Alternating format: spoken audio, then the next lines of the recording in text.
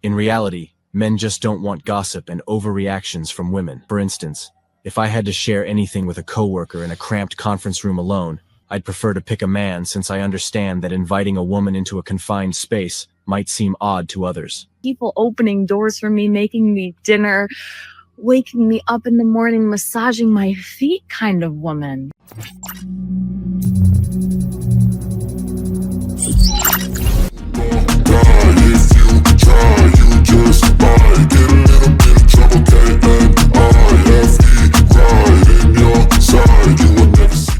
Welcome back to Gets It Out.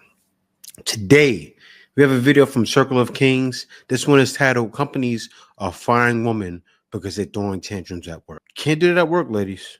Let's get right into it. You know, I don't want to be a strong, independent woman. I think we have enough strong, independent women. I'm going to take it to the next level. I want to be a mushy, soft, relaxed, taken care of as fuck I bet woman. you do. Like 30 people on my team, people opening doors for me, making me dinner, waking me up in the morning, massaging my feet kind of woman, you know, self-serving, loving, So she wants a rich man. juicy, embodied, deliciously feminine kind of woman. I think we know at this point we're strong. We've got to be independent. Of course I can take care of myself. Now I want to be taken care of. I want to need my man. I want to be wined and dined by my man, by my king. I'm the queen. And I'm relaxed as fuck. And I know who I am. Let's take this to the next level. What do you say? Equal rights come with equal responsibilities, but not for women. Women are the darlings of society who can get all the benefits of equality, but barely any responsibility. What they don't tell people about the Me Too movement is that it only applies to women. Men who are harassed or assaulted by a female coworker are essentially ignored until irrefutable evidence is provided proving otherwise. Even then, the female is usually counseled and rarely dismissed. There aren't any other derogatory impacts. They are free to make counter-accusations, and that puts the men on the defensive and impacts their careers and future no matter the outcome. Even if proven the female was the aggressor, if a counter-allegation is made, he's still finished in that business. Now, fewer women are being hired by large companies because they know that apart from the quotas that they have to fill to keep the shareholders happy, they don't have much to gain from hiring women. But did women bring this on to themselves? Is this a failure of feminism? Let's see. If you can't force... It's not just a failure of feminism, right? Women tend to take more days off. They tend to have more reasons why they can't show up. So men usually clock the hours. So if we're going by clocked hours, usually a man won't have any excuses, won't have any periods, won't have any baby dates, won't have any of those dates. And they're better to have on the team. Women to date men they don't want to date. Why should companies be forced to hire women they don't want to hire? I don't think that companies should be forced to hire women they don't want to hire. Are companies forced to hire women they don't want to hire? It's called affirmative action. There's quotas. Ooh. Well, I think we should ask Jesus on that one. It makes sense that men would want to avoid being alone with women to avoid any potential problems that could endanger their careers. And because they feel left out, women have started to protest about this. They are no longer expected to work harder on projects and finish them in the wee hours of the morning at the office. Because they know their professions won't be in jeopardy, people would prefer to ask men to stay late and work with them. In reality, men just don't want gossip and overreactions from women. Women are also left out of the team's private and confidential meetings when important information is exchanged. For instance, if I had to share anything with a coworker in a cramped conference room alone, and I had to go with someone, I'd prefer to pick a man since I understand that inviting a woman into a confined space might seem odd to others. The adverse effects of Me Too are still being felt in the corporate sector, not just in America, but also in Europe, England, and other parts of the world. A day in my life getting laid off at Google. So I woke up to this really ominous text from my boss, and I honestly had no idea what it was going to be about. So I called her the minute I woke up and saw this, and she told me to check the news and my email. So I rushed downstairs to find out that I had lost access to basically everything. I couldn't log into my email or even check my calendar. I called my boss back, and we just sobbed over the phone because she was also finding out about my layoff for the first time today too. I started getting calls from a bunch of my coworkers and started finding out who else was let go on my team and some neighboring teams as well. But I think the worst part is that it seems like no one was consulted on this decision and everyone was just finding out about the layoffs at the same time. It just felt like a really bad game of Russian roulette, and there was no consistency around who was let go. It was also not performance-based, so it just felt really random. I opened up LinkedIn, which honestly was not great for my mental health. There were so many people who were in the same boat that were both equally as shocked and blindsided, but it did help me feel a little less alone. Honestly, I spent so much of the day crying. Men will continue to avoid working with women as long as they continue to overreact to the movement and level false charges against them that we constantly see in the media. There's no place for gossip and drama at the office, and unfortunately, that's what most women bring to it. Companies will secretly continue to avoid hiring women because they know the more women they have in the company, the more drama it will lead to, and the more its work and profits will suffer as a result. This young woman has just learned a very expensive lesson. So TikTok got me fired. Why did Lexi Larson say she lost her job? Because she revealed her $20,000 salary raise on social media. That's wild. I know another woman that was going to have a job at one of those high-end clothing stores, and she announced it on social media and got fired. But you know what's wild? She actually hashtagged the clothing store in her name and put, "I just got hired. You're not like me. Don't you guys wish you worked here?" They called her up. You're done. And with a man, I know some men would, and they'd probably be fired too. But most likely a man, like when I've got hired at department stores before, I didn't go on social media saying, "Hey, I got hired here. I did this and that. And you guys are nothing." What are you doing? Salary at a Colorado tech company went from $70,000 to $90,000. My employer found my TikToks and really did not like that I was sharing my salary and stuff like that. They said my social media posts made them question my judgment as an employee. Revealing your salary used to be a big taboo, something you never ever talked about with your colleagues. But now a younger generation is saying they have no problem laying it all out there. The trend is called salary transparency. We had the $7 cash and some change. This Hooters waitress shared how much she made in tips. 20, 40, 60. So that was $289. 23-year-old Leah Finley told Inside Edition why she's so open. It kind of empowers people to, maybe I could make more. Maybe I'm not getting the amount that I deserve. Salary transparency is important just because that's how you know if you're getting underpaid in the workplace. We should be talking about what we're getting paid because we want to make sure that there is transparency that can help to eliminate or help to reduce bias. And then it helps at least to people wanting to eliminate you. Not necessarily with pals, but yeah, people get jealous.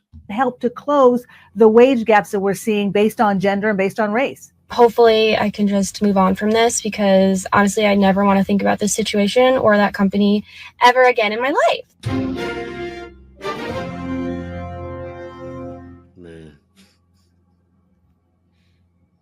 I'm not against women getting high positions if they are the best at the job. I'd hire more women than men, but to hire based on gender only is just stupid. And then hiring these brainless TikTok girls is just damaging to companies, which is why this tech company let go of this woman. In my opinion, the reason why many companies don't want you to show transparency about your salary is the possible exposure of disparity in pay among employees, which can ultimately lead to lawsuits. Whether or not she deserved her salary and raise is debatable. She may have uncovered the company's dirty little secret. Men are smart to ignore and avoid women at all costs. And men should avoid talking to women or even looking their way at work. You as men should treat women as if they don't exist and leave any space they enter. Treat all women as if they are someone you can't stand and they make you sick, so you avoid them all the time. Men should never be alone with a woman at work. Men should not mentor women. Men should not travel alone with female co-workers. Not because women are bad, but because men need to protect themselves. Yeah. End of story. Isn't it sad that it has to be like that? This is the only way to protect yourselves now. A gender quota does more harm than good. It's all about the feminist agenda. Quota is more important than reality in the eyes of the law. The law is sometimes contrary to common sense. I'd rather employ qualified men than not so qualified women out of legal obligation. The bottom line is, reality is more important than quota. The law is contrary to common sense. Men know what it's like to feel like they're a constant threat to women. At any moment, if you even look at a woman wrong, she'll label you a creep. Men are proud. Men will not tolerate this kind of slander and disrespect. This is one of the reasons men are staying away from women at work. This is the reason why fewer women are being hired by large organizations. And they're only doing it to fill their quotas. Over the last decade. Yeah, they're trying to fill their quotas, but what's starting to happen is they'll start losing money too. So they weigh the good with the bad, and companies are going to start saying, we don't need to hire you women because we're disqualifying guys that are qualified for women because of quotas. This doesn't make sense. When the dollar amount is what it's really about. And with the increase in the implementation of the feminist agenda, more and more companies were made to hire women by law. Companies had gender quotas that they needed to fill. They had a number of mandatory female workers that they had to hire as board members, or regional or global heads of various departments such as marketing and procurement. But all of that came at a price. And women and feminism are both to blame for this as well. Women have made it so. It's their fault 100%. Of course, men have done their share of negatives at work. Me Too has had a backlash. If a man is harassing or abusing, he should be held accountable. False charges against men should be treated as harassment and abuse, and should be treated in the same manner. Working with women is like walking through landmines. You never know when you're going to get hurt. Men know they're going to get in trouble if they do anything even remotely wrong. Women don't. Women know that society and the law are on their side. They can get away with exploiting a male or placing a totally made-up allegation against him that can get the man fired. The point is, men have a lot more to lose than women in the workplace. A man will lose his whole identity, his means of earnings, and his value in society if a woman falsely accuses him and gets him fired. But a woman doesn't have that much to lose. In fact, a woman will instead sue the organization if it fires her, and she will probably end up earning millions in a legal battle that will show her as the victim. I do believe that women and men can both achieve great things and add similar value to organizations. Yes. But women commonly adhere to their own nature and bring it into the culture at the workplace. You must have heard of someone being falsely accused of misogyny or some sort of harassment allegation who got fired from his job and could never recover financially because no other company would hire him. That's right. Men have started to avoid women in the workplace because they know one call to the human resources manager from a woman can potentially make them lose their source of income and reputation. And that's it. So think about it. Guys are getting taken to the cleaners outside from wives, and guys get taken to the cleaners by not being able to maintain a job after false allegations. You see, society has came to a point where guys are like this. They're at work, they're outside. This leads to guys checking out and not dealing with women in the West anymore. Men are afraid they're going to get fired. Another study that was conducted to evaluate the effects and consequences of the Me Too movement found that men are becoming noticeably less willing to approach their female peers in the workplace. Why? Well, the main reason is that they just don't want to be in a situation where they're framed for any sort of allegations against them by the women. They don't want to lose their jobs over some women. And it's pretty easy for women to have a man fired from his job these days. It's just one email, call, or conversation away from human resources and senior management. God forbid if a woman even alleges untruly that a guy harassed her at work. That man will lose his job, any chance of getting another employment in the future, along with his reputation and self-esteem. That is the enormous advantage that women have over men at work. Therefore, it should come as no surprise that 21% of men said they would be reluctant to hire a woman for a job that needs an intimate connection, like traveling for business. 19% of the males responded that they would be reluctant to hire a woman who was deemed attractive by social norms. The reality is that men would rather work more freely with other men. This only serves to demonstrate how increasingly wary males have become of women throughout time, especially in the last 10 years, and how much they would prefer to communicate and work with other guys. In cubicles, meetings, and boardrooms, they prefer to work with other males rather than women, because they can share information, talk about ideas, and organize their schedules together. This is due to their fear of losing the career they have worked so hard to build over a long period of time. They may lose everything with just one unfounded accusation. In a society that primarily takes into account and believes what women say, one false charge could end up being the villain. In every movie you see, regardless of how recent or how old it is, the lead character is either the most attractive woman or the most attractive man, who is incapable of wrongdoing and who works to uphold justice in society. The evil men and villains are always aged, gorgeous, scarred people who look awful. It should therefore come as no surprise that neither men nor women would want to consider hiring attractive women, because if a woman made a false complaint against a man, everyone would assume that she was telling the truth. Everyone can see a guy trying to flirt with a beautiful woman. That is how it has always been. Thanks for watching The Circle of Kings. As always, we're looking forward to your support. Yeah, guys. So that's pretty much it for the video now.